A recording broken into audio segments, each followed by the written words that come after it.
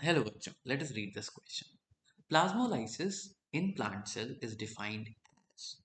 अब देखो plant cell में क्या होता है, एक सेल मेम्ब्रेन। सबको पता है सेल मेम्ब्रेन कैसा होता है बेटा। सेल मेम्ब्रेन होता है सेमी परमिएबल एंड सेलेक्टिवली।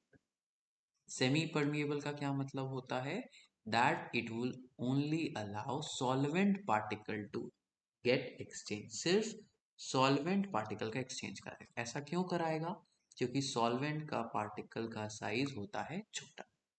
ठीक है। अब लेकिन प्लांट सेल्स हमेशा कभी ज्यादा कभी कम पानी होते रहेगा। बार बार ऐसा चेंज होते रहा फिर तो बलून की तरह सेल बलून की तरह बढ़ते घटते रहेगा। हमें तो वो नहीं होने देना है।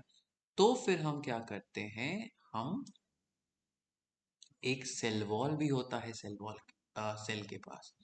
इस सेल वॉल के होते से क्या होता है, अगर सेल में पानी ज्यादा आया तो इस सेल वॉल के बाहर नहीं जाएगा। अगर पानी कम गया तो श्रिंक करेगा, लेकिन धीरे धीरे करेगा। ये आपका जो सेल वॉल है उसका प्रोटेक्टिव बैरियर के तरह होता है। ठीक है।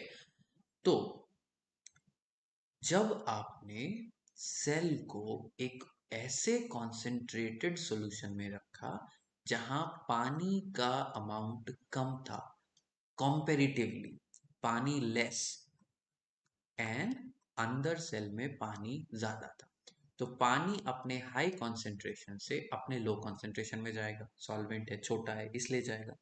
और जो साइटोप्लाज्म है वो धीरे धीरे श्रिंक करना शुरू करेगा। ठीक है। सेल वॉल से अंदर की तरफ घिंचाएगा। ठीक है।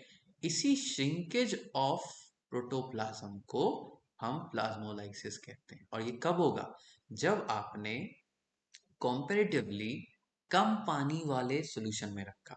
अब पानी कम था यानी सोल्यूट तो ज्यादा हो था ना, तभी तो पानी का रिलेटिव कॉन्सेंट्रेशन कम हुआ।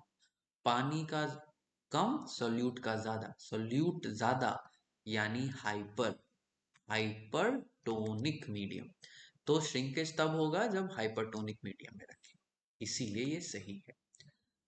ये ब्रेकडाउन हाइपोटोनिक में नहीं होता, क्योंकि अगर हाइपोटोनिक में रखते तो सेल फटने की कगार पे आता, यानी सेल में बहुत पानी आ जाता और सेल वॉल होने की वजह से वो फट तो नहीं पाता बट अपना शेप मेंटेन करता। श्रिंकेज ऑफ न्यूक्लियोप्लाज्म अल्टीमेटली होगा बट ये इनकम्प्लीट है।